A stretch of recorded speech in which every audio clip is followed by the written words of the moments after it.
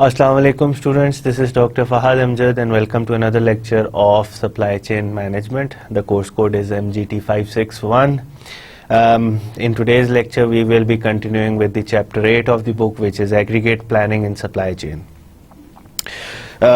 Before starting today's lecture, let me give you a brief overview of what we have done so far. So I will be repeating a little bit of slides. You have to give me a little, you have to excuse me there. In the last lecture we discussed what is the role of aggregate planning within. Aggregate planning होती क्या है, किस तरह से की जाती है, क्या steps हैं. तो overall aggregate planning है क्या चीज़ और supply chain में इसकी क्या ज़रूरत है. मैंने आपको ये बताया कि जी after demand forecast के बाद हम aggregate planning शुरू करते हैं. एग्रीगेट प्लान करने के लिए हमें ज़रूरी है कि जी हमें एक टाइम फ्रेम, एक स्पेसिफिक टाइम फ्रेम के जी जिसके लिए हमने प्लानिंग करनी है. हमें पता होना चाहिए कि जी वो जो टाइम फ्रेम होता है it is between 3 to 18 months. हमें पता होना चाहिए कुछ इन्फॉर्मेशन, क्योंकि प्लानिंग कर रहे हैं. Planning is a kind of decision. तो डिसीजन के लिए आपको कुछ इनपुट चाहिए होती है, कोई इन्फॉर्मेशन चाहिए होती है, फिर आप प्लान करके एक डिसीजन लेते हो, तो वो उस प्लानिंग का एक आउटकम जो होती है वो उसकी डिसीजन होता है. तो एग्रीगेट प्लानिंग के लिए जो हमें इंफॉर्मेशन चाहिए होती है वो रिलेटेड होती है टूवर्ड्स, अगर आप प्रोडक्शन प्लानिंग कर रहे हो तो उसके लिए हमें वर्कफोर्स के बारे में पता होना चाहिए, हमें सब कॉन्ट्रैक्टिंग इश्यूज़ के बारे में पता होना चाहिए, हमें इन्वेंट्री के बारे में पता होना चाहिए, production rates, capacities, over times जो यूज़ होंगे, तो वो सारे के सारे हमें पता होने चाहिए एग्रीगेट प्लानिंग के अंदर. मैंने आपको ये भी बताया था कि जी एग्रीगेट प्लानिंग किस लिए ज़रूरी होती है. एग्रीगेट प्लानिंग अगर आप अच्छी करोगे तो आपके सप्लाई चेन के ओवरऑल प्रॉफिट्स बढ़ेंगे. अगर आप बुरी करोगे तो आपकी ओवरऑल सप्लाई चेन की जो प्रॉफिट्स हैं वो रिड्यूस होंगे, आपके पास एक्सेस इन्वेंट्री होगी, आपकी जो कैपेसिटी जो आपने इंस्टॉल की हुई है वो ओवर कैपेसिटेटेड हो, वो हायर साइड पे चली जाएगी, ज़्यादा आप मशीनरी यूज़ कर रहे होगे. तो ये कुछ मसले हैं जो एग्रीगेट प्लानिंग के साथ रिलेटेड हैं. अच्छी एग्रीगेट प्लानिंग करोगे तो प्रॉफिट्स बेहतर होंगे, बुरी करेंगे तो आपके उसके हिसाब से प्रॉफिट्स एंड सप्लाई चेन पे अफेक्ट पड़ेगा. फिर मैंने आपको बताया कि जी कौन सी, ये सारी की सारी जो है, अभी मैं आपको रिकैप दे रहा हूँ पिछले लेक्चर का. फिर मैंने आपको बताया कि जी कौन सी इन्फॉर्मेशन हमें चाहिए होती है. Overall production cost, labour, inventory, stock out, constraints, ये सारी की सारी हमें इन्फॉर्मेशन चाहिए होती है एग्रीगेट प्लानिंग के लिए. और फिर हम उसके बाद एग्रीगेट प्लानिंग करते हैं. आउटपुट क्या होती है एग्रीगेट प्लानिंग की. एग्रीगेट प्लानिंग आपको बता देती है कि जी आपने कितनी इन्वेंट्री रखनी है, कितने बैकलॉग्स होंगे, कितनी कैपेसिटी होगी, कितनी कैपेसिटी की इंक्रीज चाहिए, कितना कैपेसिटी का डिक्रीज चाहिए, ओवरऑल हर टाइम पीरियड में आपने कितनी प्रोडक्शन करनी है, आपका ओवर टाइम कितना लगेगा, आपका लेबर कितना लगेगा, आपको सब कॉन्ट्रैक्ट कितना करना पड़ेगा. ये सारी की सारी चीज़ें जो होती हैं आपको एग्रीगेट प्लानिंग से पता चल जाती है. एक और इम्पॉर्टेंट पॉइंट जो मैंने पिछले लेक्चर के अंदर डिस्कस किया था वो एग्रीगेट यूनिट्स का था कि जी क्योंकि एग्रीगेट का मतलब होता है, मैंने आपको पिछले लेक्चर के अंदर SKUs का भी बताया था, स्टॉक कीपिंग यूनिट्स. तो इट्स वेरी इंपॉर्टेंट. मैं आपको फिर से इधर जो मैं बार बार आपको कहता हूँ एक बात कि जी आप बुक को ज़रूर पढ़ें. मैं आपको फिर से रेफ़र करूँगा बुक की तरफ. मैंने तो थोड़ा सा आपको डिस्कस किया है, मगर you can find a lot of information on SKUs. Stock keeping units क्या होती हैं. स्टॉक कीपिंग यूनिट्स जो एग्रीगेट प्लानिंग होती है it is not specifically for stock keeping units, मगर ये एक एग्रीगेट लेवल पे, एक हायर लेवल पे, एक कंबाइंड लेवल पे की जाती है. जब कंबाइंड लेवल पे की जाती है प्लानिंग तो उसके लिए हमें एग्रीगेट यूनिट्स की ज़रूरत पड़ती है. ऐसी यूनिट्स जो एग्रीगेट लेवल पे हों, ये नहीं कि individual SKUs, individual stock keeping units नहीं, एक एग्रीगेट लेवल पे. तो उसके लिए हमें एग्रीगेट यूनिट्स डिफ़ाइन करनी पड़ती हैं. हमें मैंने आपको ये भी बताया था कि जब हम एग्रीगेट प्लानिंग कर रहे होते हैं तो हमें setup time and maintenance time को भी अंडर कंसिडरेशन रखना होता है. सेटअप टाइम क्या होता है, मेंटेनेंस टाइम क्या होता है, ये मैंने आपको पिछले लेक्चर के अंदर डिस्कस कर लिया. फिर उसके बाद जो आखिरी चीज़ हमने डिस्कस की थी लास्ट लेक्चर के अंदर कि आपके पास एक कंपनी है, वो डिफरेंट टाइप्स के टूल्स बनाती है, डिफरेंट फैमिलीज ऑफ टूल्स बनाती है, हर फैमिली ऑफ टूल्स की कुछ इन्फॉर्मेशन है। अब आपने प्लानिंग करनी है, यार मैं अगर ये कंपनी एक चीज़ बनाए तो उसको कितना फ़ायदा होगा, अगर एक चीज़ बनाए तो उसको कितनी कॉस्ट लगेगी, उसकी एक चीज़ बनाने में कितना टाइम लगेगा, ये सारी की सारी चीज़ें हमने इनको जब एग्रीगेट यूनिट्स में हम लाए तो मैंने आपको बताया कि किस तरह लाया जा सकता है। आपके पास परसेंटेज हो कि जी आप ओवरऑल जो चीज़ें वो बेच रही है कंपनी, उसका कितना परसेंट डिफरेंट प्रोडक्ट लाइंस हैं, और उसके हिसाब से फिर हम निकाल सकते हैं। तो जो बेसिक इन्फॉर्मेशन हमें रिक्वायर्ड है वो ये है कि जी कितनी परसेंटेज जो टोटल प्रोडक्शन है उसका कितना परसेंटेज डिफरेंट प्रोडक्ट्स का कितना परसेंटेज वो बेच रहे हैं, उसके हिसाब से आप अपनी एक एग्रीगेट रेवेन्यूज़ निकाल सकते हैं, आप एग्रीगेट मटेरियल कॉस्ट निकाल सकते हैं, आप एग्रीगेट प्रोडक्शन टाइम्स बड़ी इजीली निकाल सकते हैं। अब प्रोडक्शन जो एग्रीगेट प्लानिंग होती है उसके अंदर हमें हायर लेवल इंफॉर्मेशन, हमें हर छोटी छोटी चीज़ की नहीं। अब इस केस में ये डिफरेंट SKUs हैं कि जी डिफरेंट फैमिलीज ऑफ प्रोडक्ट हैं। लेट्स से कि जी एक ये टूल्स हैं तो इसमें एक स्क्रू ड्राइवर फैमिली A है। स्क्रू ड्राइवर की डिफरेंट टाइप्स जो होती हैं, एक होता है 4 मुंह वाला, एक मुंह वाला, एक फिलिप्स कहते हैं, एक सिंगल हेड डिफरेंट टाइप्स। वो फिर आगे डिफरेंट और छोटी उसमें लेवल में जाते जाएंगे तो वो हम SKUs के अंदर जाएंगे। हम एक एग्रीगेट लेवल के अंदर प्लान करते हैं। ये सारी मैंने आपको बताई थी कि जी किस तरीके से हम एक इंडिविजुअल वेटेज कि जी मटेरियल कॉस्ट पर एग्रीगेट यूनिट किस तरह से निकाली जा सकती है कि जी जितना मटेरियल कॉस्ट है जितनी उसकी वेटेज है ओवरऑल सेल्स वॉल्यूम के अंदर, और फिर इस तरह से मैंने आपको ये पिछली स्लाइड के अंदर निकालना सिखा दिया था। अब हम देखते हैं कि जी क्या क्या स्ट्रेटजीज हैं एग्रीगेट प्लानिंग जब की जाती हैं। तो एग्रीगेट प्लानिंग आपको बताती है कि जी आपको कितनी रिक्वायरमेंट्स होंगी। ठीक है, आपने डिमांड फोरकास्ट ले ली, डिमांड फोरकास्ट आई, डिमांड फोरकास्ट ने क्या बताया कि आपको इस अगले टाइम पीरियड में या अगले 3 मंथ्स में या अगले 18 मंथ्स में आपको इतनी डिमांड आने लगी है। It is a demand forecast. Aggregate level पे अगर आप एग्रीगेट डिमांड फोरकास्ट कहते हो तो इसका मतलब है कि जी अगले 3 महीनों या अगले 18 महीनों में आपके पास एग्रीगेट लेवल पे इन चीज़ों की इतनी डिमांड आने लगी है। तो जब आपके पास ये एग्रीगेट डिमांड फोरकास्ट आ जाती है तो फिर आपने एग्रीगेट प्लानिंग शुरू करनी है कि जी अपने रिसोर्सेज की प्लानिंग आपने शुरू करनी है, और फिर आप अपनी कैपेसिटी इंक्रीज कर सकते हैं, डिक्रीज कर सकते हैं। उसके हिसाब से जो एग्रीगेट प्लानिंग से आउटपुट निकलती है उसके हिसाब से आप डिफरेंट एक्शंस ले सकते हैं। तो कौन कौन से एक्शंस हैं, कौन कौन सी स्ट्रेटजीज हैं जो हम एम्प्लॉय कर सकते हैं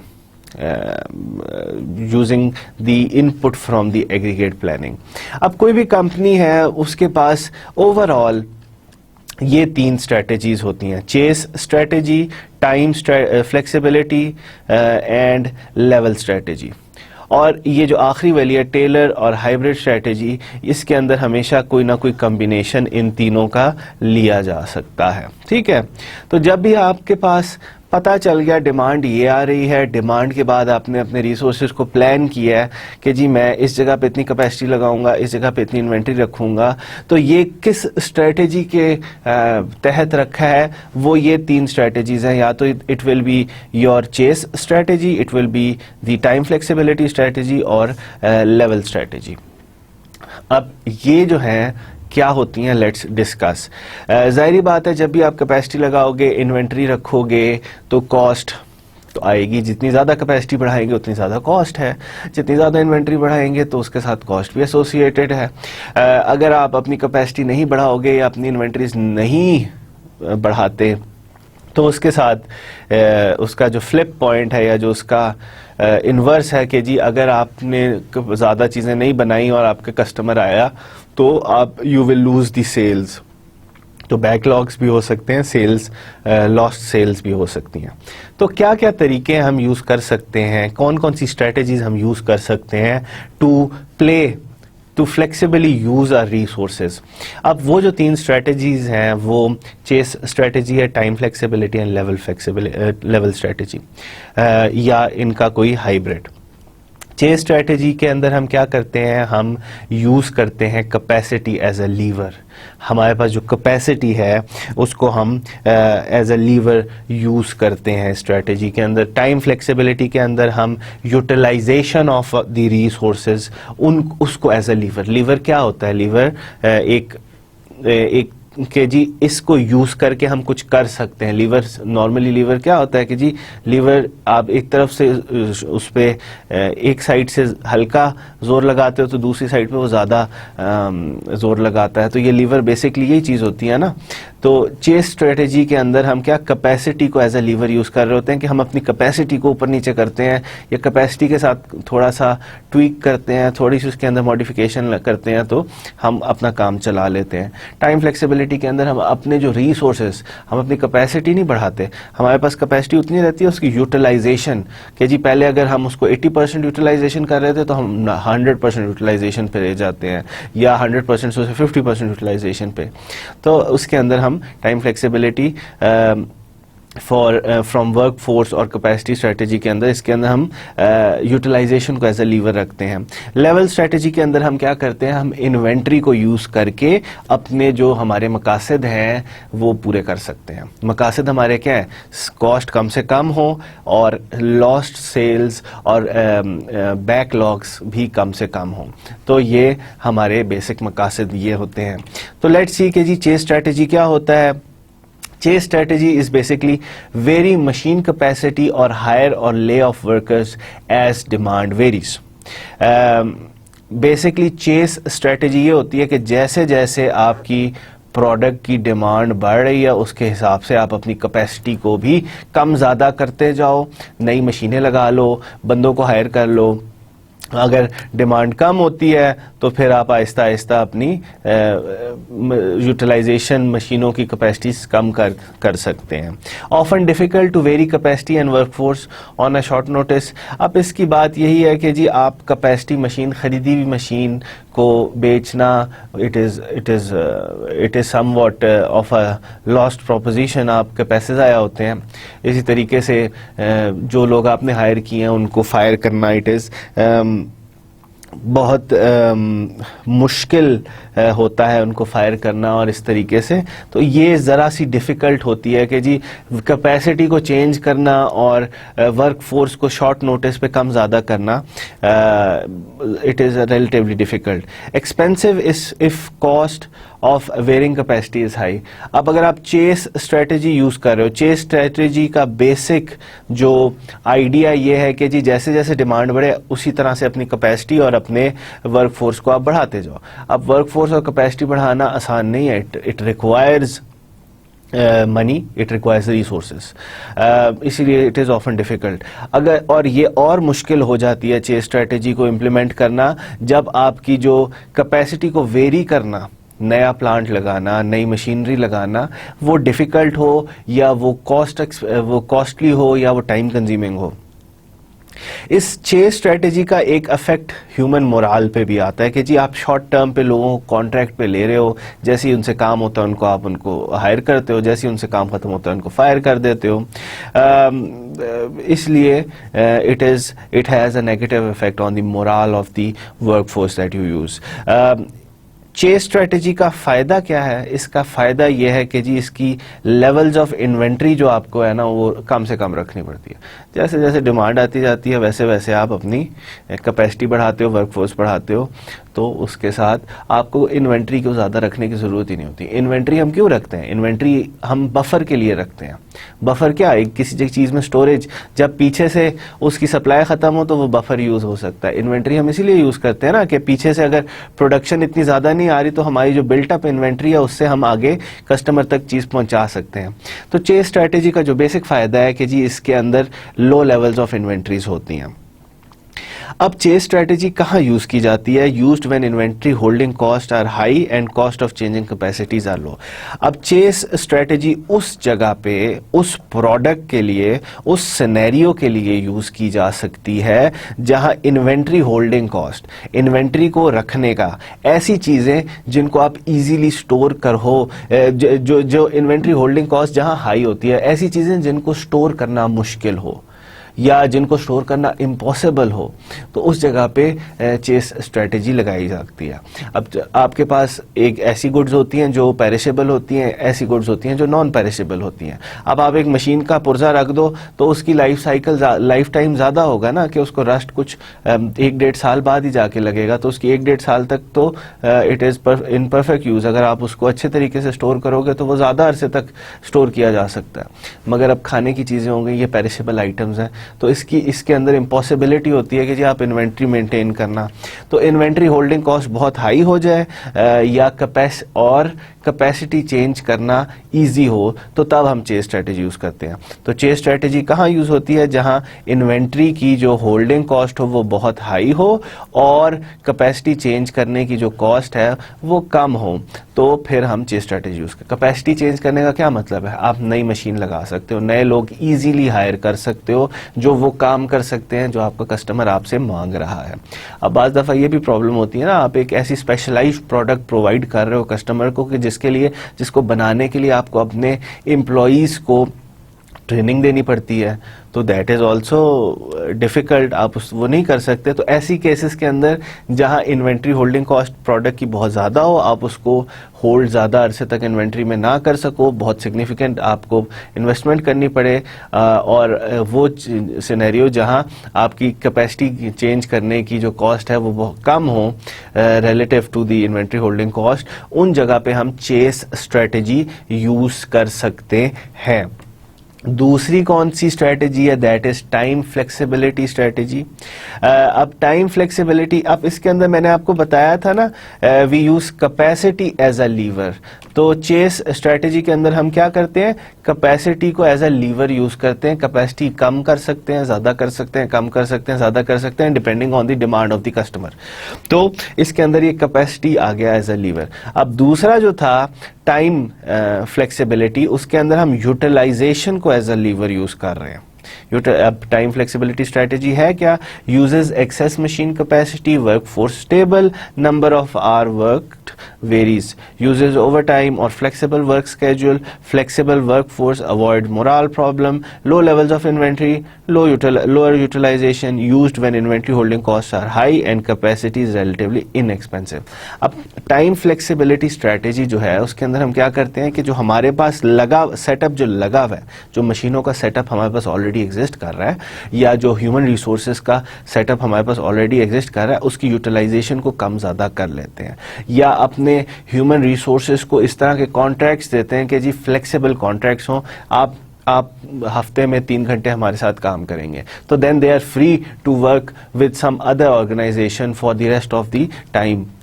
तो इसके अंदर टाइम फ्लेक्सिबिलिटी स्ट्रेटेजी के अंदर हम ये करते हैं कि जो आपके ह्यूमन रिसोर्सेज, जो आपके मशीन रिसोर्सेज हैं, उनकी यूटिलाइजेशन को कम ज़्यादा कर सकते हैं। अब जाहिर बात है इसके अंदर हम हायरिंग और फायरिंग नहीं कर रहे होते, बल्कि हमारा एक कॉन्ट्रेक्चुअल एग्रीमेंट होता है, तो उससे जो मोराल होता है वो कुछ हम सेव कर सकते हैं। मोराल इसके अंदर बहुत हम मोराल प्रॉब्लम्स नहीं होती, क्योंकि अगर आप एक बंदे को हायर करते हो और फिर उसको फायर कर दो तो then there are certain morale problems. मगर इसके अंदर क्योंकि हम कॉन्ट्रेक्चुअली एग्रीमेंट कर रहे हैं, varying utilization of the time of our human resources, then there is relatively less morale problem. इसके अंदर भी जो है टाइम फ्लेक्सिबिलिटी स्ट्रेटजी के अंदर भी जो फ़ायदा है वो ये है कि जी आपके पास बहुत ज़्यादा इन्वेंट्री नहीं होती। तो इसको हम कहाँ यूज़ कर सकते हैं? जहाँ इन्वेंट्री होल्डिंग कॉस्ट जो है वो ज़्यादा हो और कैपेसिटी को भी चेंज करना जो है ना, it is somewhat relatively inexpensive. पहले केस के अंदर तो इन्वेंट्री होल्डिंग कॉस्ट बहुत ज़्यादा हो और कैपेसिटी चेंज करना है वो ज़रा सस्ता हो, इसके अंदर रिलेटिवली सस्ता हो, तो फिर हम टाइम फ्लेक्सिबिलिटी यूज़ करते हैं। अब जो तीसरी चीज़ है, अब इसके अंदर देखें हम क्या कर रहे हैं, यूटिलाइजेशन ऑफ द रिसोर्सेज। तो यूटिलाइजेशन ऑफ द रिसोर्सेज, तो इसके अंदर जो लीवर है दैट इज यूटिलाइजेशन। तीसरा है लेवल स्ट्रेटेजी। लेवल स्ट्रेटेजी के अंदर क्या लीवर था, वो था इन्वेंट्री, कि हम इन्वेंट्री को यूज करते हैं एज अ लीवर। ठीक है, इसमें क्या होता है, it has stable machine capacity and workforce level, constant output. इसके अंदर हमारे पास जो आउटपुट है वो स्टेबल रहती है, जो आपके रिसोर्सेज हैं वो उनकी कैपेसिटी के अंदर हम बहुत कमी ज्यादती नहीं करते। इन्वेंट्री को फ्लक्चुएट करते हैं। अब आपके पास एक प्लांट है, उसकी 1000 यूनिट्स पर डे या 1000 यूनिट्स पर मंथ, लेट से 1000 यूनिट्स पर डे की कैपेसिटी है, ठीक है, और आपकी डिमांड कभी 1500 आ जाती है, कभी 900 आ जाती है, कभी 2000 आ जाती है। तो अब इस तरीके से हम इस प्लांट को कैसे यूज कर सकते हैं, हम एक दरमियान में बफर लगा देते हैं। तो जो भी चीज कांस्टेंट रेट पे हम हर रोज 1000 चीजें बनाते हैं और उनको स्टोर कर लेते हैं। जैसे जैसे डिमांड आती है तो कस्टमर को उसके हिसाब से वो डिमांड पूरी, किसी दिन 800 आ जाएगी, किसी दिन 700 आ जाएगी, तो जिस दिन कम आएगी उस दिन को हम सेव कर लेंगे इन्वेंट्री में, और जब ज्यादा आएगी तो वो जो सेव्ड इन्वेंट्री है वो हम कस्टमर तक पहुंचा देंगे। तो इसके अंदर हम क्या यूज कर रहे हैं, इन्वेंट्री जो है ना हमारे पास, that is the lever that we are using. Inventories carried over from high to low demand period। अब यही बात कि जी हाई से लो डिमांड पीरियड के अंदर इन्वेंट्रीज को हम रखते हैं, जैसी डिमांड ज़्यादा होती है हम इन्वेंट्री से उसको कर देते हैं।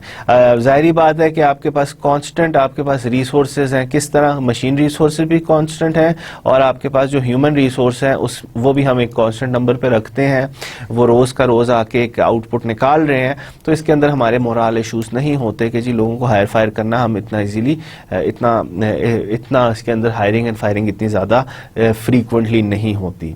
लार्ज इन्वेंट्रीज एंड बैकलॉग्स में एक्यूमुलेट। बैकलॉग मैंने आपको 10 दफ़ा पहले भी बताया है, मैं एक दफ़ा फिर बता देता हूँ। बैकलॉग क्या होता है, जब कस्टमर आता है आपके पास चीज़ ना हो, आप उसको कहते हो कि मैं आपको जैसी चीज़ आएगी मैं पहुँचा दूंगा, तो वो बैकलॉग हो जाती है।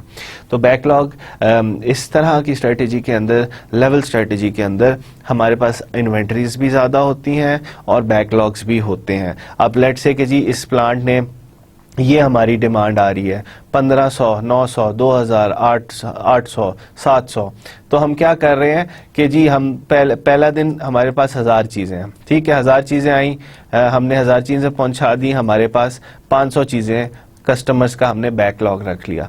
अगले दिन जब हमने 1000 चीज़ें बनाई तो हमारी क्या डिमांड है, 500 प्लस 900, टोटल डिमांड हमने पहले ये जो बैकलॉग किया था उनको दिया और बाकी जो हमारे पास रह गई अब 400 का इसके अंदर हमारे पास बैकलॉग रह गया। फिर हम अगले दिन 1000 चीज़ें बनाएंगे तो अगले दिन क्या आ गई, 2000 डिमांड आ गई, तो 2400, तो हमारे पास बैकलॉग क्या 1400 चीज़ों का आ गया। फिर अगले दिन हमने 1000 चीज़ें बनाई, हमारे पास 1400 प्लस 800, तो टोटल डिमांड हमारे पास कितनी, 1400 हमने पूरी की और 1800 it is about, total demand हमारे पास इसकी आ गई इज़ अबाउट 22, तो 22 में से हमने 1000 दे दी, फिर हमारे पास बैकलॉग आ गया 1200 का। फिर हमने 1000 चीज़ें बनाई, तो 1000 चीज़ें बनाई और हमारे पास 800 की डिमांड आ गई, तो 2000 चीज़ें, तो हमने वो 1200 दी और 1000 हमने बैकलॉग कर दी। फिर हमने 1000 चीज़ें बनाई, 1000 का बैकलॉग कर दिया, अब हमारे पास 700 चीज़ें और हैं। तो ये बैकलॉग हम करते जाते हैं, जैसे जैसे डिमांड कम होती है तो हम इन्वेंट्री से उसको पूरा करना शुरू कर देते हैं। तो इसके अंदर ज़ाहिरी बात है बैकलॉग्स भी होते जाते हैं, इन्वेंट्रीज भी आपको होल्ड करनी पड़ती हैं। Use when inventory holding cost and backlog cost are relatively low. अब ये तब यूज़ की जाती है जब हमारे पास जो इन्वेंट्री की होल्डिंग कॉस्ट है it is relatively low and backlog cost जो है वो भी लो। अब बैकलॉग कॉस्ट लो कब होती है, जब आप मार्केट में एक ही बंदे हो जो प्रोवाइड कर रहा है ये चीज़, या आपका कोई और कंपेटिटर है ही नहीं, तो उस केस के अंदर बैकलॉग कॉस्ट आर लो। अगर आपका कंपेटिटर है वो तो फ़ौरन आपको, आपके कस्टमर को खींच लेगा, यार मेरे पास चीज़ पड़ी है मुझसे ले लो, वही चीज़ है। तो इट ऑलवेज डिपेंड कि जी कंपनी कौन सी स्ट्रैटेजी यूज़ करती हैं, चेस स्ट्रैटेजी यूज़ करती हैं, टाइम फ्लेक्सिबिलिटी स्ट्रैटेजी यूज़ करती हैं, और they can use a hybrid of all these things. ठीक है, वो कुछ खास हद तक वो लेवल स्ट्रेटेजी यूज़ करेंगे, फिर उसके बाद वो चेस स्ट्रेटेजी या दोनों का मिक्सचर को यूज़ कर सकते हैं। तो ये बात है कि जी ये 3 स्ट्रैटेजीज हैं। जब आप एग्रीगेट प्लानिंग करते हो, एग्रीगेट प्लानिंग करने के बाद आपने डिसाइड करना होता है कि जो अब ये मेरे पास डिमांड आने लगी है, इसको मैं किस स्ट्रैटेजी के साथ मैनेज करूंगा। मैं चेस स्ट्रैटेजी लूंगा या मैं लेवल स्ट्रैटेजी रखूंगा या टाइम फ्लेक्सिबिलिटी स्ट्रैटेजी, ये आपका डिसीजन है। मगर ये काम आप तब, ये स्ट्रैटेजी सिलेक्शन आप तब ही करते हो जब आपके पास एग्रीगेट प्लान आ जाता है। तो अभी तक जो मैंने आपको एक कोर्स ऑफ एक्शन बताया है प्लानिंग करने का, वो ये है कि जी आपके पास डिमांड, एग्रीगेट डिमांड फोरकास्ट आती है सबसे पहले। एग्रीगेट डिमांड फोरकास्ट के बाद आप एग्रीगेट प्लानिंग करते हो। एग्रीगेट प्लानिंग के बाद आप स्ट्रैटेजी सिलेक्शन करते हो कि जी कौन सी स्ट्रैटेजी मैंने रखनी है। ठीक है, अब हम देखते हैं कि जी प्रैक्टिकल केस के किस तरीके से हम एक डिमांड को प्लान कर सकते हैं यूजिंग लीनियर प्रोग्रामिंग। ये वही बात आ गई फिर से जो सप्लाई चेन के अंदर बहुत सारी यूज़ होती है, लीनियर प्रोग्रामिंग। मैंने आपको पिछले चैप्टर के अंदर भी लीनियर प्रोग्रामिंग का सॉल्वर जो था वो यूज़ करना सिखाया था, जिसके अंदर हमने अल्फ़ा की वैल्यू निकाली थी। पहले भी मैंने आपको नेटवर्क डिज़ाइन जब हम कर रहे थे तो उसके अंदर भी हमने जो सॉल्वर था वो यूज़ किया था। तो आज हम देखते हैं कि हम प्लानिंग, जो एग्रीगेट प्लानिंग है वो हम किस तरीके से कर सकते हैं using the linear programming solver of the Microsoft Excel. अब यहाँ मैं आपको एक बात क्लियर कर दूं कि linear programming solver Microsoft Excel के अंदर ही नहीं है, और भी बहुत सारे सॉफ्टवेयर्स हैं। मैं आपको पहले भी बता चुका हूँ, SPSS के अंदर भी लीनियर प्रोग्रामिंग सॉल्वर है। इसी तरह R एक और पैकेज है, स्टैटिस्टिकल पैकेज है, जिसके अंदर लीनियर प्रोग्रामिंग सॉल्वर है। तो लीनियर प्रोग्रामिंग सॉल्वर आपको बहुत सारे डिफरेंट कंपनीज के मिल सकते हैं, मगर हमारे पास जो मोस्ट यूज्ड जो प्रैक्टिकल केस के अंदर, क्योंकि बहुत सारा इंडस्ट्री के अंदर जो हम काम करते हैं हम वो एक्सेल के थ्रू करते हैं, तो जो सबसे ज़्यादा यूज़ हुआ होता है, जो सबसे ज़्यादा यूज़ होता है लीनियर प्रोग्रामिंग सॉल्वर, वो हम माइक्रोसॉफ्ट एक्सेल का ही करते हैं। अब यहाँ एक और बात ये है कि जी माइक्रोसॉफ्ट एक्सेल के साथ आपको थर्ड पार्टी सॉफ्टवेयर्स भी मिल जाते हैं, क्योंकि माइक्रोसॉफ्ट एक्सेल का जो सॉल्वर है it is not that powerful, तो जो इसके पैकेज के साथ आता है। तो माइक्रोसॉफ्ट वाले आपको एक इंडस्ट्रियल सॉल्वर भी प्रोवाइड कर सकते हैं। जब आपकी रिक्वायरमेंट्स ज़्यादा हो जाए, ज़्यादा पावरफुल, ज़्यादा डाटा के साथ आपने प्लानिंग करनी हो या ज़्यादा डाटा के ऊपर आपने सॉल्वर को इस्तेमाल करना हो, तो माइक्रोसॉफ्ट का एक अपना सॉल्वर पैकेज है जिसको इंडस्ट्रियल सॉल्वर कहते हैं। वो इंडस्ट्रियल सॉल्वर पैकेज आप इंस्टॉल करो एक्सेल के अंदर, तो वो फिर आपको इंडस्ट्रियल प्रॉब्लम्स को सॉल्व करने के लिए हम यूज़ कर सकते हैं। मगर इधर प्रैक्टिस के लिए हमें ये जो डिफ़ॉल्ट सॉल्वर आता है वो काफ़ी है, उसके बाद with requirements you can change. मगर आपको ओपन सोर्स बड़े पावरफुल सॉल्वर्स मिलते हैं जो ओपन सोर्स हैं, जिस तरह R it is completely open source, और इसका जो सॉल्वर है it can solve any industrial problem and it is for free. आपको पैसे नहीं देने पड़ते। माइक्रोसॉफ्ट को वही काम करने के लिए आपको पैसे देने पड़ेंगे फॉर सॉल्वर। तो आप, इसका मतलब ये नहीं है कि जी आप सॉल्वर सीखो ही ना, क्योंकि अब अगर आपने सॉल्वर को इम्प्लीमेंट करना है तो आपको माइक्रोसॉफ्ट के लिए कोई फीस देनी पड़ेगी या लाख 1.5 लाख का सॉफ्टवेयर खरीदना पड़ेगा। नहीं, आपको ओपन सोर्स भी ऐसे सॉफ्टवेयर्स मिलते हैं जो बहुत पावरफुल हैं और वही काम करते हैं जो माइक्रोसॉफ्ट सॉल्वर कर रहा है। इसका मतलब ये नहीं है कि जी आप लीनियर प्रोग्रामिंग यूज ही ना करें। It is a very good tool, it is a very आप कह सकते हैं tried and tested tool in decision making, और लीनियर प्रोग्रामिंग हर किसी को आनी चाहिए और यूज़ करने में कोई से प्रॉब्लम नहीं होनी चाहिए। It is a very important operations planning के लिए, सप्लाई चेन मैनेजमेंट के लिए linear programming is a must tool in your Arsenal. अच्छा, अब हम देखते हैं, उसी एग्जाम्पल पे जाते हैं फिर से। रेड टोमेटो टूल्स की जो एग्जांपल है, अब उसकी जो डिमांड है इट इज़ आपके सामने आ रही है कि जी जनवरी के मंथ में हमारे पास इतनी है, फरवरी में इतनी है, मार्च, अप्रैल, मई, जून, ये डिफरेंट डिमांड फोरकास्ट आ गई कि जी इन महीनों में हमें इतनी डिमांड इनकाउंटर करेंगे। ठीक है, अब ऑफ कोर्स आपके पास जब डिमांड आ रही है तो आपने डिमांड के बाद इसकी फोरकास्टिंग शुरू करनी है कि जी आगे हमें क्या ज़रूरत होगी। तो फोरकास्टिंग तो मैं पहले ही डिस्कस कर चुका हूँ। अब हम देखते हैं कि जी हम एग्रीगेट प्लानिंग किस तरह से कर सकते हैं। हमारे पास ऑप्शन क्या है एग्रीगेट प्लानिंग जब हमने करनी हो। तो हमारे इस कंपनी के जो डिफरेंट कंस्ट्रेंट्स या डिफरेंट जो अब आहिस्ता आहिस्ता हम एग्रीगेट प्लानिंग करना शुरू करते हैं। एग्रीगेट प्लानिंग करनी है तो ज़ाहिर बात है आहिस्ता आहिस्ता हम डिस्कस करते हैं कि जी इस कंपनी की क्या ज़रूरियात हैं, क्या क्या इसकी डिफरेंट कंस्ट्रेंट्स हैं, क्या क्या इसके पैरामीटर्स हैं, वो हम डिस्कस करते हैं। अब इस कंपनी के पास डिफरेंट ऑप्शंस क्या हैं कि जी इस जो डिमांड आने लगी है या डिमांड फोरकास्ट जो आई हुई है कि जी इतनी आपने जनवरी में करनी है, फरवरी में आपने इतनी चीज़ें बनानी है, मार्च अप्रैल मई जून में इतनी चीज़ें आपने प्रोवाइड करनी है, डिमांड फोरकास्ट आ गई है। अब इस कंपनी के पास क्या ऑप्शन है? ये कंपनी वही स्ट्रेटजीज देख सकती है कि जी या तो वो चेस स्ट्रेटजी करे, या तो वो टाइम फ्लेक्सिबिलिटी यूज़ करे, या तो वो लेवल फ्लेक्सिबिलिटी करे। अब ये कंपनी ने डिसाइड करना है कि जी जब मेरा पीक टाइम आएगा तो मैं ज़्यादा लोगों को एम्प्लॉय करूंगा, जब पीक टाइम नहीं आएगा मैं कम लोगों को एम्प्लॉय करूंगा, या मैं अपनी कैपेसिटी बढ़ा लूंगा या कैपेसिटी कम कर लूंगा। ये कंपनी ने डिसाइड करना है और ये डिसीजन तभी आएगा जब आप अपनी एग्रीगेट प्लानिंग करोगे। ठीक है। अब प्रोडक्ट क्या है कंपनी की? जो भी प्रोडक्ट है it is sold through retailers for about $40 per unit. ये मैंने आपको पहले ही जो निकाल के दी थी कि जब हम एग्रीगेट यूनिट्स में कन्वर्ट कर रहे थे हर चीज़ को। एक और चीज़ ये है कि जी जब वो जनवरी में स्टार्ट कर रहे हैं तो उनके पास 1000 यूनिट्स पड़ी हुई हैं पहले से ही। ठीक है।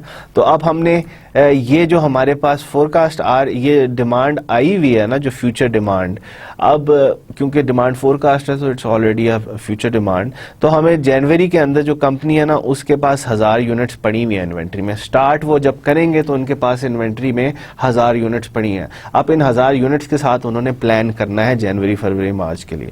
और जो दूसरी कंस्ट्रेंट उसके अंदर ये है कि जी जब उसका ख़त्म हो जाएगा जून तक जाएंगे तो तब उनके पास 500 यूनिट्स होनी चाहिए।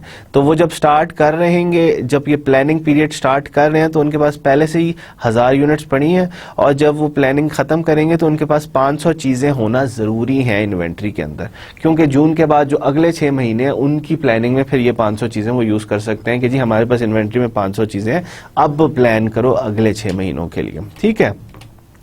So the starting inventory in the January is about 1000 units. The company has about 80 employees and each employee earn about $4 per hour regular time. ठीक है। अगर आप रेगुलर टाइम पीरियड 9 to 5 अगर वो चल रही है कंपनी तो उस टाइम पीरियड में उसके पास 80 एम्प्लॉयज़ हैं और हर एम्प्लॉय को regular time period about $4 per hour मिलता है। Total working days per month उस कंपनी के पास 20 हैं, तो वो 30 डेज में ऑन एवरेज उनके पास महीने में 20 दिन होते हैं कि वो उसमें काम कर सकते हैं। The capacity of the plant is determined by the total labour hours worked.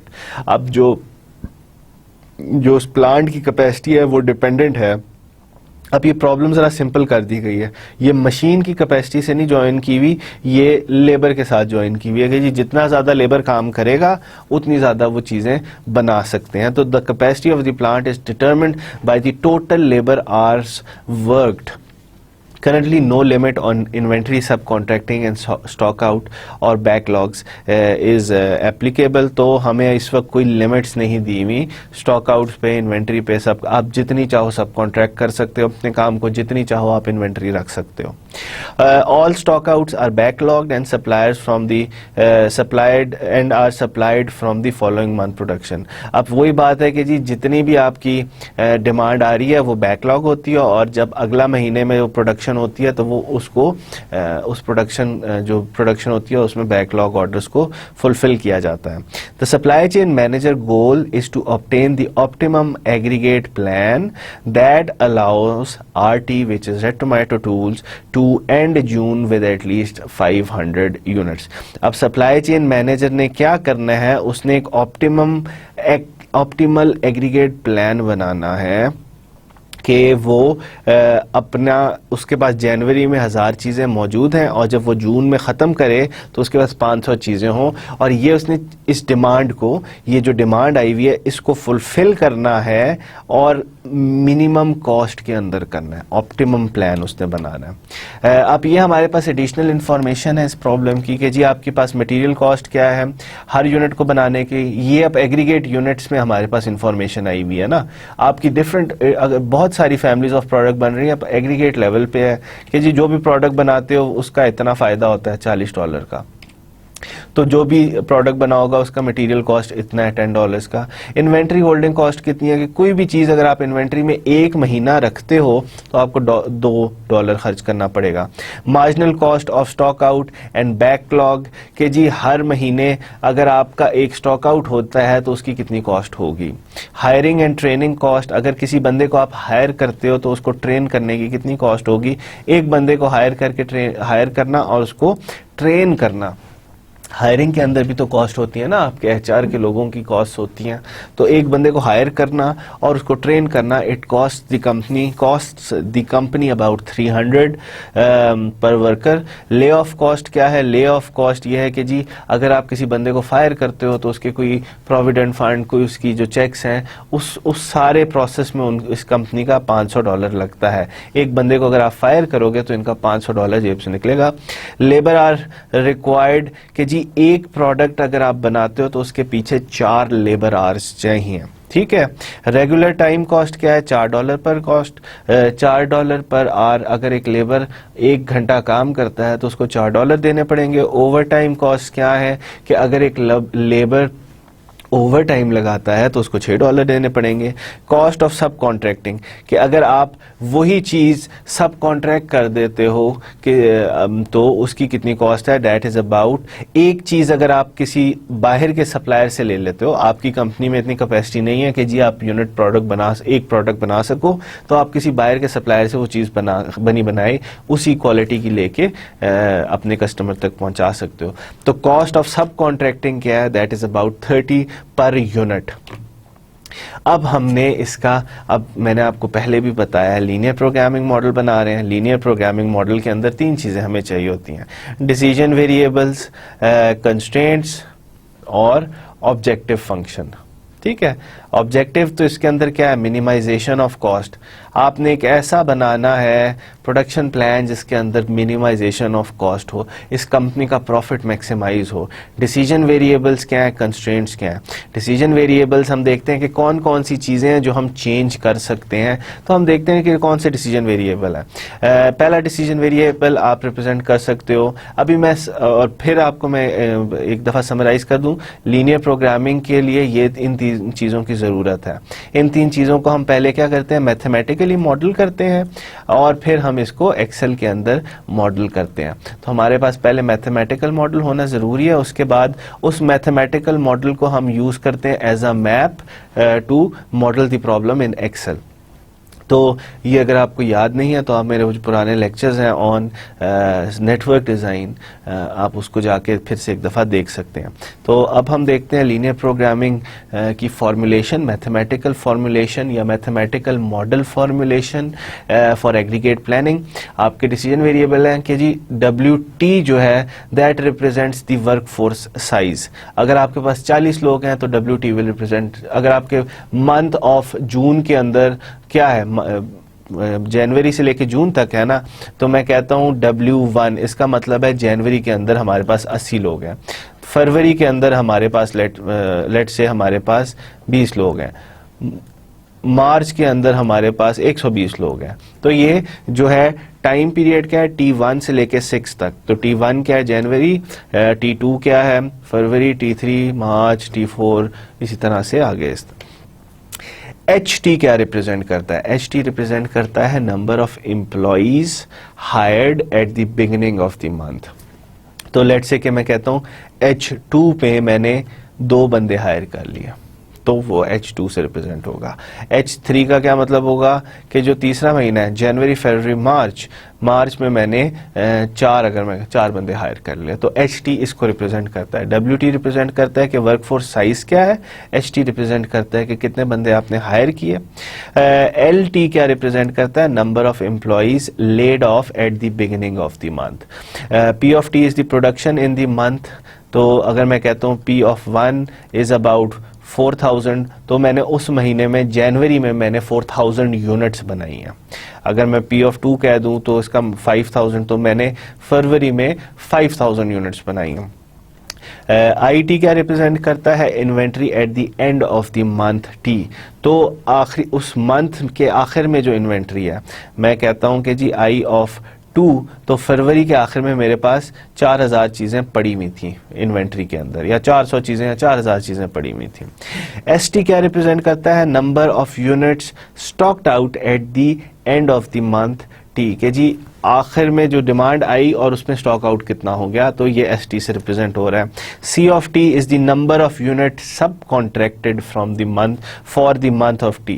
तो अब मैं कहता हूँ C of 2, मैंने फरवरी में 200 चीज़ें सब कॉन्ट्रैक्ट की, किसी और बंदे से लेके अपने कस्टमर तक पहुंचाए। Number of over times, T क्या रिप्रेजेंट करता है? Number of over time hours worked in the month T।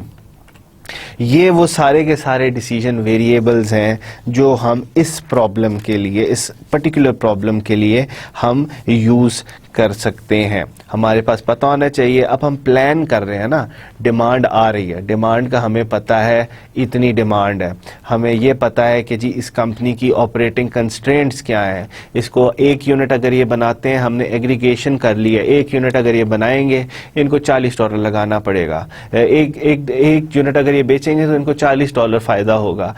इनके पास जनवरी में 1000 यूनिट्स, जनवरी के स्टार्ट में 1000 यूनिट्स हैं, इनके पास 80 एम्प्लॉईज़ हैं, हर एम्प्लॉई को अगर ये रेगुलर टाइम देते हैं तो $4 पर आवर देना पड़ेगा। इनका टोटल महीने में वर्किंग डेज कितने हैं? वो 20 वर्किंग डेज हैं। कैपेसिटी प्लांट की लेबर आवर्स पे डिपेंड है कि जितना ज़्यादा लेबर होगा उतनी ज़्यादा उसकी कैपेसिटी होगी। इसके अंदर कोई इस वक्त कंस्ट्रेंट नहीं है इन्वेंट्री के, जितनी इन्वेंट्री रखना चाहे रख सकते हैं, और जो भी ये इनके पास डिमांड होती है वो बैकलॉग हो जाती है। इसका मतलब ये है कि जी कस्टमर इंतज़ार करने के लिए एग्रीड है, और जो आखिरी महीना है जून, उस जब वो ख़त्म होगा तो इनके पास 500 चीज़ों का स्टॉक होगा इन्वेंट्री के अंदर। अब ये इनकी कंस्ट्रेंट्स हैं, ये इनकी ऑपरेटिंग कंस्ट्रेंट्स हैं कि जी इनको हर चीज़ जो है मटेरियल कॉस्ट $10 में पड़ रही है, इन्वेंट्री होल्डिंग कॉस्ट कितनी है, marginal cost of stock out क्या है, हायरिंग एंड फायरिंग कॉस्ट क्या है, रेगुलर टाइम कॉस्ट क्या है, ओवर टाइम कॉस्ट। तो ये सारी इन्फॉर्मेशन जो मैंने पहले थ्योरी आपको बताई थी ना एग्रीगेट प्लानिंग की, तो अब उसकी प्रैक्टिकल इम्प्लीकेशन या प्रैक्टिकल इम्प्लीमेंटेशन हम देख रहे हैं कि किस तरह से हमने प्लान करना है। एग्रीगेशन करनी है, यूनिट्स की एग्रीगेशन करके अब हम आहिस्ता आहिस्ता अपना मैथमेटिकल मॉडल बना रहे हैं। मैथमेटिकल मॉडल में हमने डिसीजन वेरिएबल्स बता दिए कि किस किस तरीके से हम रिप्रेजेंट करेंगे। अब ये आपको पहले भी याद होगा, एक दफ़ा डिसीजन वेरिएबल बन गए, फिर हम इनको एक्सेल के अंदर मॉडल करना शुरू करेंगे। अब इसके अंदर ऑब्जेक्टिव फंक्शन, तो अभी तक मैंने आपको डिसीजन वेरिएबल्स बता दिए हैं। ऑब्जेक्टिव फंक्शन क्या है कि जी इस ओवरऑल कहानी का या इस ओवरऑल प्लानिंग का मकसद क्या है? मकसद क्या है कि जी आपने जो मिनिमाइज करनी है कॉस्ट, मिनिमाइज 6 महीने from time 1 to time 6, from January to June, आपने WT 640 इंटू WT। अब ये 640 क्या है? आप $4 दे रहे हो, आपके पास जो है 8 घंटे पर काम, 8 घंटे हर दिन में काम किया जाता है और आपके पास 20 दिन हैं। तो ये क्या आपको शो कर रहा है? या आपको कॉस्ट ऑफ 1 लेबर, एक लेबर अगर 8 घंटे काम करता है 20 दिन तक तो कितनी कॉस्ट लगेगी? WT क्या कॉस्ट, WT क्या रिप्रेजेंट करता है? WT represents the size, work force size. तो अगर मैं ये कह दूं कि जी अगर आपके 2 लेबर हैं फॉर द मंथ W1, जनवरी में 2 लेबर थे आपके पास, तो ये क्या रिप्रेजेंट करता है? वो 2 लेबर $4 लेंगे हर घंटे के लिए, 8 घंटे काम करेंगे, 20 दिन काम करने के बाद अब इसको मैं मल्टीप्लाई बाय 2 कर दूंगा, तो ये आपके पास टोटल कॉस्ट ऑफ लेबर आ जाएगी, कॉस्ट ऑफ लेबर। ठीक है, तो ये इस तरीके से अब हमने कॉस्ट ऑफ लेबर को मिनिमाइज करना है 6 महीनों के लिए। OT क्या रिप्रेजेंट करता है? OT over time labour cost. Over time labour cost क्या है कि जी जितने घंटे आप, OT रिप्रेजेंट क्या कर रहा है? Total number of over times hours worked in that month. तो अगर एक फरवरी के अंदर O of 2 आपने 400 घंटे लगवाए हैं अपने लेबर से ओवर टाइम के, तो ओवरऑल आपकी कॉस्ट कितनी होगी? हर घंटे के लिए आपको 600 देना पड़ेगा। आपने टोटल लेबर आज 600 लगवाए हैं, 400 लगवाए हैं, तो आपको टोटल कॉस्ट कितनी 6 × 400 देनी पड़ेगी। और ये हमने ऑब्जेक्टिव फंक्शन उसका बना दिया। HT क्या है? Hiring cost. LT क्या है? Laying of cost. हर बंदे को हायर करने के लिए आपको $300 देना पड़ता है, हर हायरिंग एंड ट्रेनिंग के लिए। हर बंदे को फायर करने के लिए आपको $500 देना पड़ता है। इसी तरीके से इन्वेंट्री होल्डिंग कॉस्ट, एक चीज़ को अगर आप एक महीने के लिए रखते हो, एक यूनिट को अगर आप स्टोर करते हो तो $2 लगता है। IT आपके पास क्या? IT शोज के जी एक महीने के लिए उस इन्वेंट्री कितनी है at the end of the month, आपकी जो कंपनी है उसके अंदर at the end of the month inventory कितनी है। इसी तरीके से ST क्या शो करता है? Number of unit stocked out at the end of the month. Stock out की कॉस्ट कितनी है? स्टॉक आउट की कॉस्ट अगर आप देखें तो इसके अंदर दी हुई है marginal cost of stock out and backlog, it is $5। तो वो मार्जिनल कॉस्ट हम इधर लगा रहे हैं। इसी तरीके से P of T क्या रिप्रेजेंट करता है? P of T रिप्रेजेंट कर रहा है production in the month T। तो प्रोडक्शन करने के लिए आपके पास क्या ज़रूरत है? ये आपके पास हर यूनिट एक चीज़ को बनाने के लिए आपको कितनी कॉस्ट चाहिए? आपको मटेरियल इतना चाहिए $10 का। जितनी ज़्यादा प्रोडक्शन करोगे उतनी ज़्यादा आपकी कॉस्ट होगी। 1000 यूनिट्स बनाओगे तो आपको 1000 × 10 करना पड़ेगा, तो आपको ऑलमोस्ट 10,000 खर्च करना पड़ेगा 10 चीज़ें बनाने के लिए। तो इस तरीके से हम इसका मॉडल बनाते जा रहे हैं। अब C of T क्या रिप्रेजेंट करता है? Material cost. C of T represents दी सब कॉन्ट्रैक्टिंग कॉस्ट। तो अगर आप किसी भी चीज़ को सब कॉन्ट्रैक्ट कर देते हो, अगर एक यूनिट को सब कॉन्ट्रैक्ट करोगे तो आपको $30 देने पड़ेंगे। तो इस तरीके से हमने डिसीजन वेरिएबल्स पहले बताए। डिसीजन वेरिएबल्स वो चीज़ें जो हम चेंज कर सकते हैं, that are the decision variables. अब ऑब्जेक्टिव क्या है कि ये जो सारी समीशन हो रही है, समीशन ऑफ कॉस्ट्स, ये सारी हमने देखें एक उसमें ले आए, कॉस्ट के फंक्शन में ले आए। क्यों? ताकि हम ऐड कर सकते हैं। कॉस्ट को कॉस्ट के साथ ही ऐड किया जा सकता है ना, कॉस्ट को लेंथ के साथ या कॉस्ट को वेट के साथ या कॉस्ट को टाइम के साथ तो नहीं ऐड किया जा सकता। तो हमने हर चीज़ को कॉस्ट के अंदर कन्वर्ट किया और उसका समीशन लिया, और वो जो समीशन होनी चाहिए, तो जो कॉस्ट है दैट शुड बी मिनिमाइज्ड। कम से कम कॉस्ट के अंदर आपका काम हो जाना चाहिए। आपका पूरा काम क्या है? आपका पूरा डिमांड जो है वो ये है, इस काम को आपने पूरा करना है। This is your demand forecast. इसके लिए अब आपने एक एग्रीगेट प्लान बनाना है। एग्रीगेट प्लान बनाने के लिए आपने अपनी कंस्ट्रेंट सारी इंफॉर्मेशन ली। एग्रीगेट प्लानिंग कर रहे हो ना, तो जो ये जो प्लानिंग का प्रोसेस है, इसके अंदर आपने एक इन्फॉर्मेशन डालनी है ना। इन्फॉर्मेशन डाल के ये इन्फॉर्मेशन आपने इसके अंदर इनपुट की और फिर आपने इससे एक डिसीजन लेना है। तो ये अब हमने आगे प्लानिंग करनी है, तो हम डिसीजन इसका लेते हैं। इसके लिए मैंने आपको डिसीजन वेरिएबल्स बता दिए, आपको डिफरेंट इसका ऑब्जेक्टिव फंक्शन बता दिया। अब let's now discuss the constraints. चलें अब हम इस प्रॉब्लम की कंस्ट्रेंट्स को देखते हैं। पहले तो हमने ऑब्जेक्टिव फंक्शन देख लिया कि जी मिनिमाइज करना है हमने सारी कॉस्ट को। अब हम कंस्ट्रेंट्स को देखते हैं। हमारे पास कौन कौन सी कंस्ट्रेंट्स हैं? हमारे पास कैपेसिटी की कंस्ट्रेंट्स हैं, हमारे पास इन्वेंट्री, ओवर टाइम कंस्ट्रेंट्स हैं, वर्क फोर्स की हायरिंग एंड फायरिंग की। वो क्या कंस्ट्रेंट्स हैं हम देखते हैं। पहली हमारे पास के जी जो हमारे पास वर्क फोर्स है इस महीने की, वो पिछले महीने की वर्क फोर्स प्लस जितने लोग हमने हायर किए माइनस जितने लोग हमने फायर कर दिए।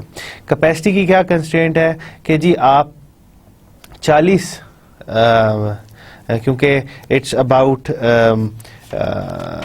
you have about it takes almost 4 hours to make a product। तो जितने भी आपके पास लोग होंगे, WT रिप्रेजेंट क्या करता है? WT रिप्रेजेंट करता है आपका नंबर ऑफ people. तो जितने भी लोग होंगे उनका जो उनको हम क्या करेंगे, it takes about $40 per unit. जितने भी हमारे पास लोग हैं, इट कॉस्ट अबाउट $40.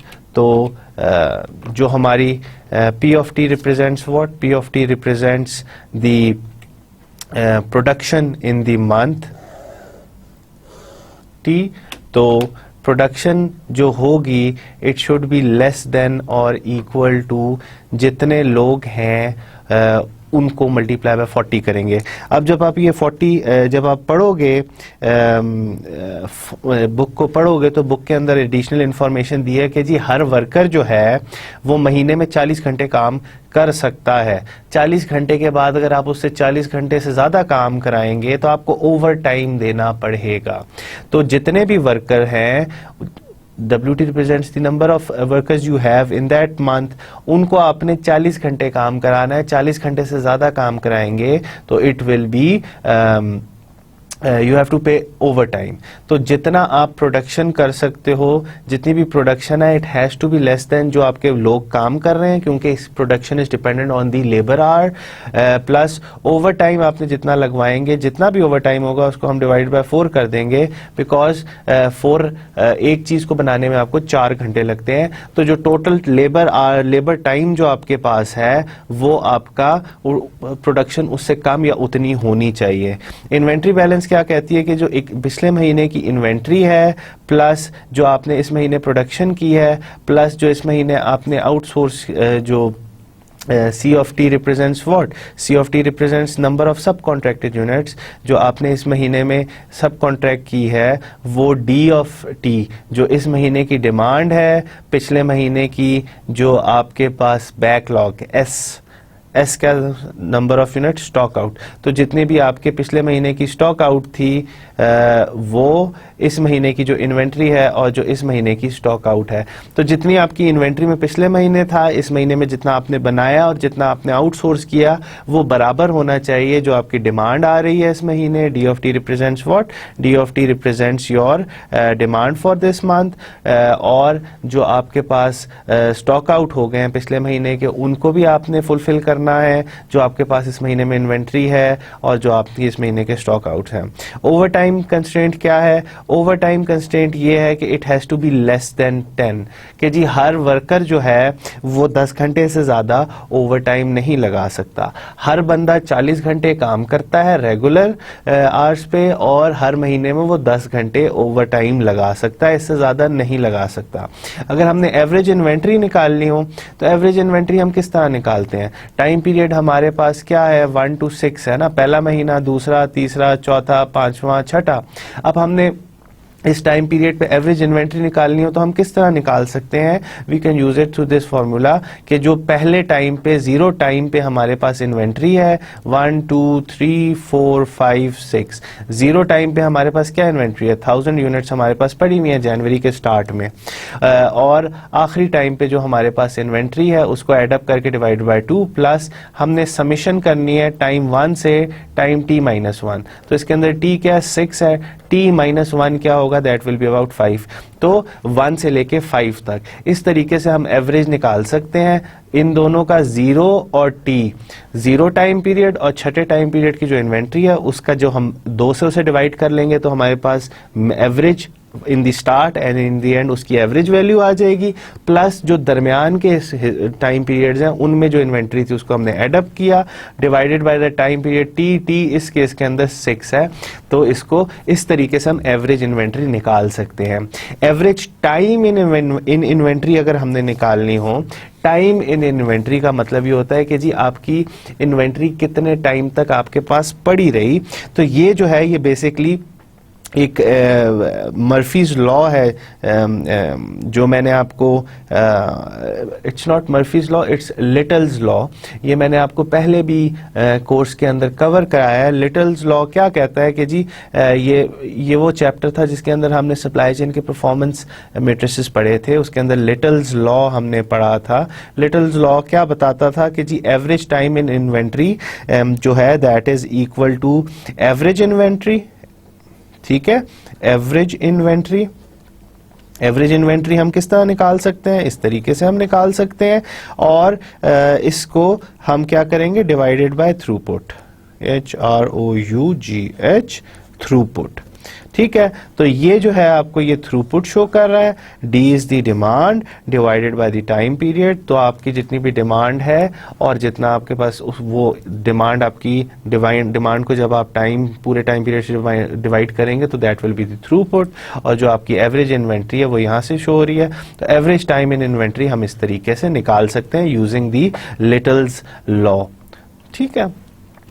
अब हमने मैं इस स्टेज पर आपको सिर्फ डिस्कस करता हूं कि जी जब हमने इसको एक्सेल के अंदर मॉडल करके इसको जब हम पूरा मॉडल सेटअप करेंगे तो जो एग्रीगेट मॉडल निकलेगा या एग्रीगेट प्लान निकलेगा वो किस तरह का होगा। वो इस तरह का होगा कि जी आपके पहले मंथ जीरो टाइम पीरियड में इतनी वर्कफोर्स आपके पास है, आपके पास इतनी इन्वेंट्री है, आपका कोई स्टॉक आउट नहीं हुआ, कोई आपने सब कॉन्ट्रैक्ट नहीं किया। पहले महीने में आपको कितने बंदे हायर करने पड़े, कोई नहीं हायर करना पड़ा, कितने बंदे फायर करने पड़े, पूरी आपकी वर्कफोर्स कितनी है, ओवर टाइम कितना लगाना पड़ा, बिल्कुल नहीं लगाना पड़ा, इन्वेंट्री में कितनी चीजें थी, इन्वेंट्री में चीजें इतनी थी, सब कॉन्ट्रैक्ट करनी पड़ी नहीं करनी है, पूरी टोटल प्रोडक्शन कितनी हुई, इतनी हुई। दूसरे महीने में आपके इसी तरीके से ये आपका एक प्रोडक्शन प्लान है जो आपको एग्रीगेट प्रोडक्शन प्लान है जो आपको बता रहा है, आपको ये कॉस्ट बता रहा है, ये वही ऑब्जेक्टिव फंक्शन जो हमने लिखा था। इस पॉइंट पे आप इस चीज़ को परेशान ना हो कि कैसे निकला है। मैं आपको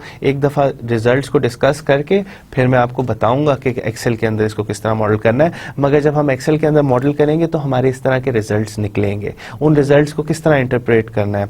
आपके पास सेकेंड टाइम पीरियड में इतनी वर्क फोर्स है, आपने कोई बंदा हायर नहीं किया, कोई बंदा फायर नहीं किया, आपकी इन्वेंट्री कितनी है और आपकी टोटल प्रोडक्शन कितनी हुई। इसी तरीके से आपके पास इस स्टेज में इन्वेंट्री कितनी है, इस स्टेज में इन्वेंट्री कितनी है, इस स्टेज में ये सारी इन्वेंट्री आपकी शो हो रही है, ये सारी आपकी वर्क फोर्स, कितने लोगों की आपको रिक्वायरमेंट है, किन किन टाइम पे आपने लोगों को हायर करना है, फायर करना है, स्टॉक आउट्स कितना होगा, स्टॉक आउट आपका इतना होगा, इस केस के अंदर आपको सब कॉन्ट्रैक्ट कितना करना पड़ेगा और टोटल आपकी प्रोडक्शन कितनी रहेगी। ओवरऑल रेवेन्यूज आप कितने कमाओगे, क्योंकि आप ओवरऑल टोटल कॉस्ट आपकी इतनी होगी और टोटल रेवेन्यू, क्योंकि आप एक चीज़ के पीछे 40,000 कमा रहे हो, तो जब हम इसको ओवरऑल ऐड करेंगे टोटल प्रोडक्शन को तो हमारे पास 65,000 आ जाएगा, आपके टोटल रेवेन्यूज इतने होंगे। अब हम अगर इसे कैलकुलेट करना चाहें कि हमारे पास एवरेज इन्वेंट्री कितनी होगी, हमारे पास ओवरऑल टाइम पीरियड में पर टाइम पीरियड हर मंथ हम इतनी इन्वेंट्री एक्सपेक्ट कर सकते हैं। फ्लो टाइम क्या है कि जी हमारी इन्वेंट्री हर 0.33 10 दिन बाद हमारे पास 10 दिन में इन्वेंट्री जो average time a product will be in our inventory is about 0.33 of a month, या 10 दिन हमारे पास वो कोई प्रोडक्ट जो हम बनाएंगे वो 10 दिन तक हमारी इन्वेंट्री में पड़ी रहेगी, फिर उसके बाद वो यूज हो जाएगी। ओवरऑल एवरेज इन्वेंट्री हम कितनी एक्सपेक्ट कर सकते हैं, वो इतनी है। अब लेट से कि जी डिमांड पैटर्न चेंज हो जाता है। पहले हमारे पास जो डिमांड थी वो इस पैटर्न से आ रही थी, उसका हमने मॉडल बनाया, दिस वॉज द डिमांड। अब ये डिमांड पैटर्न जरा सा चेंज हो जाए तो क्या होगा, उसके हिसाब से फिर एग्रीगेट प्लान भी चेंज होगा। अब ये डिमांड पैटर्न है, मैंने इसको प्लॉट करके, ये नया डिमांड पैटर्न है, इसको मैंने प्लॉट किया है फॉर द कंपैरिजन। अब आप देखें ये ओरिजिनल था डिमांड पैटर्न, अब ये वाला दूसरा वाला जो है डिमांड पैटर्न वो ये है, अगले जो जरा चेंज है। आप इसके अंदर देखें कि जी जो एक डिमांड पैटर्न जरा कम इसके अंदर वो पीक है, दूसरा जो डिमांड पैटर्न है वो ज़रा ज़्यादा पीक पे जाता है, तो इसमें ज़्यादा वेरिएशन आना शुरू हो गई है। तो वेरिएशन जैसे आएगी तो उसी तरीके से जो आपकी एग्रीगेट प्लानिंग होगी वो चेंज होगी। जितनी ज़्यादा वेरिएशन है उसके हिसाब से कम ज़्यादा लोग आपको हायर एंड फायर करने पड़ेंगे, उसके हिसाब से आपकी ज़्यादा इन्वेंट्रीज के अंदर फ्लक्चुएशंस आएंगी, उसके साथ आहिस्ता आहिस्ता आपके स्टॉक आउट्स ज़्यादा होंगे, उसके साथ आपको हर डिफरेंट जो है सब कॉन्ट्रैक्ट्स जो हैं वो डिफरेंट देने पड़ेंगे, और आपकी ओवरऑल इन्वेंट्री साइज अगर आप देखो तो ओवरऑल आपका इन्वेंट्री साइज भी, एवरेज इन्वेंट्री साइज जैसे जैसे मैं आपको थ्योरी में बता रहा हूँ ना, जैसे कि जी वेरिएशन इन डिमांड ज़्यादा होगी तो आपको ज़्यादा इन्वेंट्री होल्डिंग कॉस्ट पड़ेगी, ज़्यादा इन्वेंट्री रखनी पड़ेगी। पिछले केस के अंदर हमें कम वेरिएशन थी, ये देखें इसमें कम वेरिएशन है तो हमें कम इन्वेंट्री होल्ड करनी पड़ी। इस केस के अंदर ज़्यादा वेरिएशन है तो हम फिर ज़्यादा इन्वेंट्री को होल्ड करेंगे। इसी तरह से एवरेज टाइम जो हम इन्वेंट्री प्रोडक्ट इन्वेंट्री के अंदर गुजारेगी वो ज़रा ज़्यादा होगी। जैसे ज़्यादा इन्वेंट्री के अंदर गुजारेगी, ज़्यादा टाइम प्रोडक्ट इन्वेंट्री के अंदर गुजारेगी तो आपकी ज़्यादा कॉस्ट होंगी, तो टोटल कॉस्ट भी आपकी over the time horizon change होंगी। ठीक है, तो दैट वाज इनिशियली जब हमारे पास कम टाइम गुजार रही थी प्रोडक्ट तो हमारी ये ओवरऑल कॉस्ट थी। अब हमारी कॉस्ट ज़रा एलिवेट कर गई हैं। इस तरह से अगर आपने रेवेन्यूज निकालने हैं तो 40 मल्टीप्लाई बाय जो टोटल आपने प्रोडक्शन की है, जो इसको आप एडअप करोगे तो टोटल प्रोडक्शन आपको उसके बाद टोटल रेवेन्यूज आ जाएंगे। तो आज के लेक्चर के अंदर मैंने आपको सिर्फ जो चीज़ डिस्कस की है कि जी एग्रीगेट प्लानिंग के लिए हमें किन किन प्रोसेसेस से गुजरना पड़ता है। मैंने इनिशियली आपको स्टार्ट कराया कि जी एक कंपनी है वो डिफरेंट स्ट्रेटजीज यूज़ कर सकती है। आपने डिमांड फोरकास्ट आई, डिमांड फोरकास्ट के बाद आपने एग्रीगेट प्लानिंग स्टार्ट की, एग्रीगेट प्लानिंग के बाद आपको मैंने बताया कि कौन कौन सी स्ट्रेटजीज हैं जो आप यूज़ कर सकते हैं। चेस स्ट्रेटजी है, फ्लेक्सिबिलिटी स्ट्रेटजी है, time flexibility strategy and level strategy, वो आप कंपनी या इन तीनों का हाइब्रिड यूज़ करके आप कोई ना कोई अपनी जो डिमांड आ रही है उसको मैनेज कर सकते हैं। फिर मैंने आपको बताया कि जी मैथमेटिकल मॉडल प्रॉब्लम के साथ कि जी ये डिमांड पैटर्न है, उसका किस तरह से मैथमेटिकल मॉडल बनेगा। मैथमेटिकल मॉडल से फिर हमने देखा कि जी किस तरीके से उसकी वो जो डिफरेंट कंस्ट्रेंट्स हैं कंपनी की वो हम इंटीग्रेट करेंगे, और उससे मैंने फिर आपको सिर्फ डायरेक्ट रिजल्ट्स डिस्कस किए हैं। इस लेक्चर के अंदर मैंने आपको सिर्फ रिजल्ट्स डिस्कस किए हैं। अगले लेक्चर के अंदर मैं आपको इसी प्रॉब्लम का किस तरह से मैथमेटिकल मॉडल हमने बना लिया, अब इसी प्रॉब्लम को हम एक्सेल के अंदर किस तरह से मॉडल करेंगे मैं आपको वो सिखाऊंगा। मैंने आपको थ्योरेटिकली भी बता दिया कि जी जब आपका डिमांड पैटर्न ज़रा चेंज होता है, ये देखें डिमांड पैटर्न जब ज़रा चेंज हुए कि जी ज़रा कम वेरिएशन आ रही है एक डिमांड पैटर्न में, दूसरे डिमांड पैटर्न में ज़रा ज़्यादा वेरिएशन आ रही है, तो जब डिमांड पैटर्न चेंज होते हैं तो उसके हिसाब से ओवरऑल फ़र्क क्या पड़ता है ये भी मैंने आपके साथ डिस्कस कर लिया है। तो इस लेक्चर के अंदर मैंने आपसे ये सारी चीज़ें डिस्कस की हैं। अगले लेक्चर के अंदर मैं आपको बताऊंगा कि जी किस तरीके से हम और इन चीज़ों को सेफ्टी स्टॉक्स क्या है, इन्वेंट्रीज क्या है, वो सेफ्टी इन्वेंट्रीज वो किस तरीके से हम मैनेज कर सकते हैं, और एग्रीगेट प्लान हम किस तरीके से एक्सेल के अंदर बनाएंगे। तो मैं आपको स्टेप बाय स्टेप जो हमने प्रॉब्लम पढ़ी है स्टेप बाय स्टेप मैं आपको बताऊंगा कि इसको हमने एक्सेल के अंदर किस तरह से मॉडल करना है, किस तरीके से सॉल्वर को हमने कन्फिगर करना है, और कन्फिगर करके हमने उसके जो प्रोडक्शन प्लान बनाना है वो किस तरीके से बनाना है। ये सारी चीज़ें मैं आपको अगले लेक्चर के अंदर बताऊंगा। Until next time, this is doctor Fahad Amjad. अस्सलाम वालेकुम।